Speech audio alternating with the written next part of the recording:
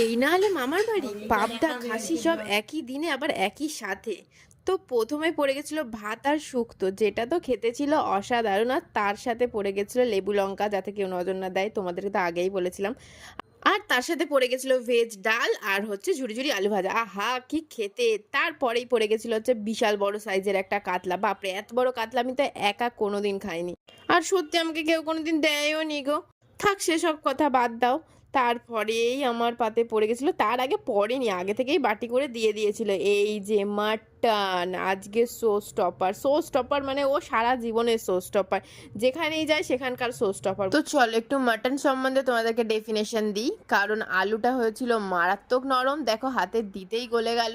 আর মাটনটাও ছিল সেরকম নরম আর জুসি, আর খেতেও মারাত্মক হয়েছিল, দেখেছো হাতে দিচ্ছি পুরো মাখনের মতো গলে যাচ্ছে।